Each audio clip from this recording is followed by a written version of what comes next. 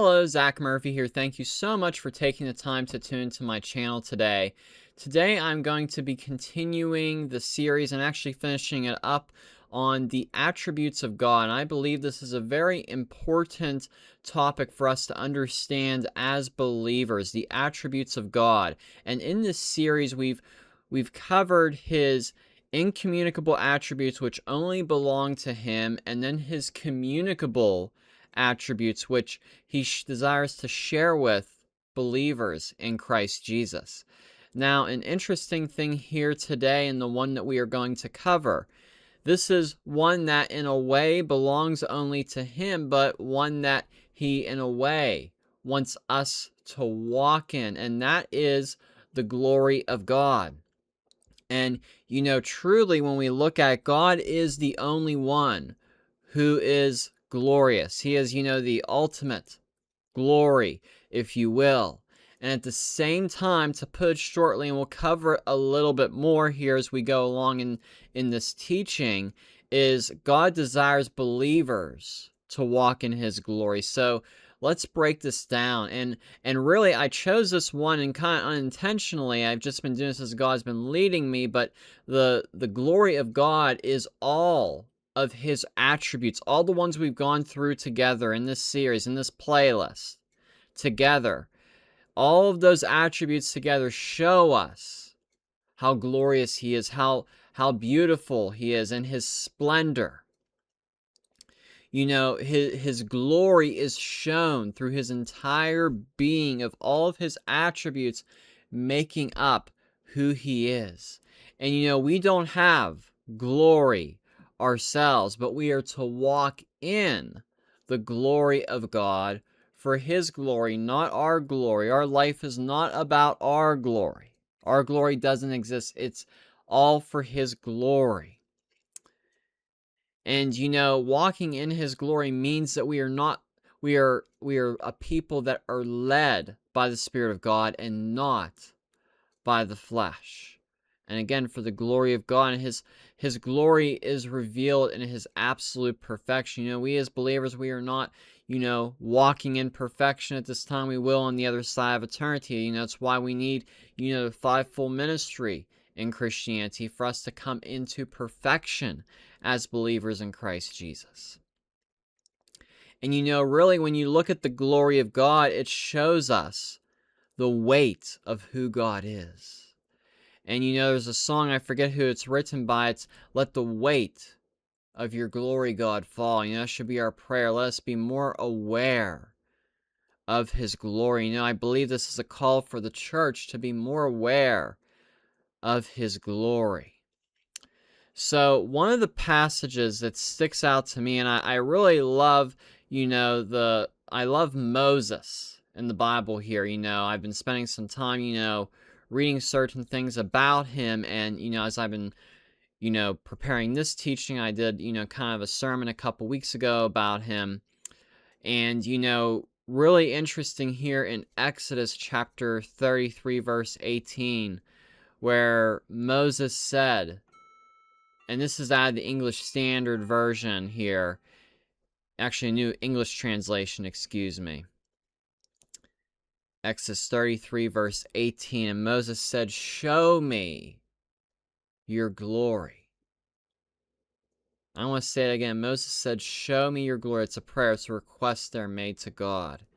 And verse 19, and the Lord said, "I will make all my goodness pass before you, your face, and I will proclaim the Lord by name before you. I will be gracious to whom I will be gracious, and I will show mercy to whom I will show mercy."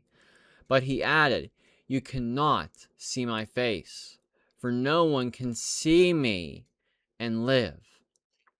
The Lord said, "Here is a place by me. You will station yourself on a rock. When my glory passes by, I will put you in a cleft on the rock and cover you with my hand while I pass by." Just imagine what that would be like to be there, by that rock, God's glory passing by, and your eyes being covered by the hands of God. Just imagine that. Verse 23, then I will take my hand away, and you will see my back, but my face must not be seen. So Moses got to see the very back of God. He got to see God's glory. Again, this stands the most out to me here. Moses prayed to see God's glory. He had a desire. He had a desire to see God's glory. Moses was not perfect. He had his flaws. God used him mightily. And I believe we can pray to see more of God's glory manifest in our lives as we seek him. Moses, this is an example of seeking the Lord. Seek him and you will find him. That is a promise. And Moses saw a glimpse of God's glory. And again, no one can see the face of God and live. And his eyes, we saw, were covered. His eyes were covered. Moses got to see the very back of God. That is powerful. We must have a lifestyle of praying for greater and greater manifestations of seeing God's glory manifest in our lives. And when you have a true experience with the glory of God, with seeing God's glory and walking in greater levels of walking in the glory of God, you should become more and more unsatisfied with the things of the flesh, with the things of this carnal world. And, I think this is something where the American church, or much of Christianity today, and even outside of America, misses it. Christianity is so much in love with the things of the world, instead of in love with the glory of God. We really need to get to a place where we are having encounters with the glory of God more and more. And it's something we have access to. It's purchased to us. We don't need to do a bunch of works to, walk in the glory of God, experience the glory of God. No, it already belongs to us in Christ. But too much in Christianity, we get distracted by the things of this world, by carnal things, instead of being truly satisfied with the glory of God and becoming more and more dissatisfied with the carnal things of this world. And, it doesn't mean we can't, enjoy certain things. God created this world for us to, enjoy things and all that. Everything in balance. But we truly need to rid ourselves of carnality, of fleshly things, and come to that place where our only satisfaction is God and his glory. So powerful. The next verse here is in Exodus chapter 19, verse 18 in the English Standard. It says, now Mount Sinai was wrapped in smoke because the Lord had descended on it in fire. The smoke of it went up like the smoke of kiln, and the whole mountain trembled greatly. This was the glory of the Lord descended on it in fire. This is talking about when the law was given, the 10 Commandments. Important we see this here. The Old Testament sometimes used the fire of God. Our God is a consuming fire, it tells us, with his appearing. And his consuming fire, when we think about it, that burns up everything in our lives that stands in the way of what God wants to do. Let God's consuming fire burn what stands in the way in our lives, because it's so important. It's so important. And we as believers, this was here in Exodus 19. This was when the law was given. We as believers have the law written on our hearts. And our heart's desire, if God's law is written on our heart's desire should be to walk in his ways, to obey his word. True encounters with the glory of God. And I want to say this here because there's so much in New Age thinking and New Age practice that has invaded the church. People saying have a glory encounter and sometimes get into New Age things. trying to manifest something themselves rather than a true encounter with the glory of God. I believe there is so much counterfeit with the Holy Spirit today that is a new age that has entered the church, sadly. We need the true encounter of the glory of God. We need the genuine encounter. So, when you're going after, so many people are trying to seek signs and wonders. Do not do that. Seek the glory of God. Seek to know God for who He is, so we can have more of a longing for the things of God and less of a longing for the things of this world.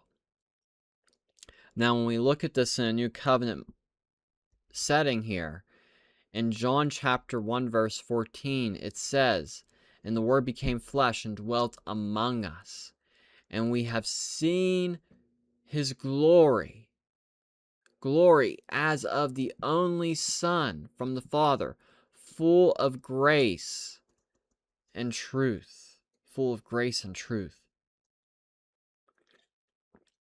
So Jesus even showed us the glory. Jesus revealed the glory of God. He made the Father known to us. He made God known to us, Jesus being deity. We know Jesus emptied himself and, lived here among, as flesh. The Word of God became flesh. The Word of God manifested in the flesh. And Jesus being full of grace and truth. True experiences with the glory of God get you to desire knowing more of God's truth, experiencing more of His grace in our lives. And truly, Jesus is our only hope of glory. It's all through Christ. It's not through, many people think, again, with New Age practices, it's Jesus plus these New Age practices, plus these New Age mysticism and all these things that are, contrary to Scripture. Jesus alone is our only hope, not nothing else, not, New Age practices or, mysticism or those types of things. Colossians 1:27 makes it clear. To them God chose to make known how great among the Gentiles are the riches of the glory of this mystery, which is Christ in you, the hope of glory. Christ is the very hope of glory. The very hope of glory. That is Jesus Christ and Jesus Christ alone. No, spiritual practice, just Jesus Christ and Him alone. It is so important that we realize that. So vitally important that we realize that. And we get to walk in this glory and we point all to Him. We do all unto the glory of God. And then Psalms chapter 84 verse 11, it says, "For the Lord God is a sun and a shield. The Lord bestows favor and honor. No good thing He does He withhold from those who walk uprightly." So we as believers, we walk uprightly. We are shielded by His glory. We behold His glory. So vital that we see this. Our walk in Christ, by walking in the glory, is a blameless walk. We walk in being blameless. We walk in righteousness. Walking in the glory of God means walking in those communicable attributes, godly character that He gives to us. So as we have studied all these attributes of who God is, we should be able to see more of the weight of His glory, and it should get you to more of a place of praise. And, I'm just going to look up here, the weight of your glory, just to see who wrote, because I cannot recall who wrote this here. It was written by Steve Merkel, and it's a popular worship song by Paul Wilbur, which I highly recommend Paul Wilbur. Very anointed songs by Paul Wilbur. And in this, know that our God is infinite, and our finite minds will never be able to fully understand Him. So embrace His glory. Let His glory work in your lives. And it's out of this that we have a loving desire to know Him more. So let us be so much more consumed by his glory every single day that we do not desire the things of the flesh, that we are truly satisfied with God and truly long to know him more and more. So I hope this was an encouragement for you. Hope this is a blessing. God bless you, and have a great week. And be sure to subscribe down below as I continue, into another series. I'll maybe be covering some more, other topics concerning theology. So, if this is a blessing for you, be sure to leave, a comment down below. Just even put amen in the comments. Give this video a thumbs up, because that just helps with the algorithm on YouTube. So God bless you, and have a great week.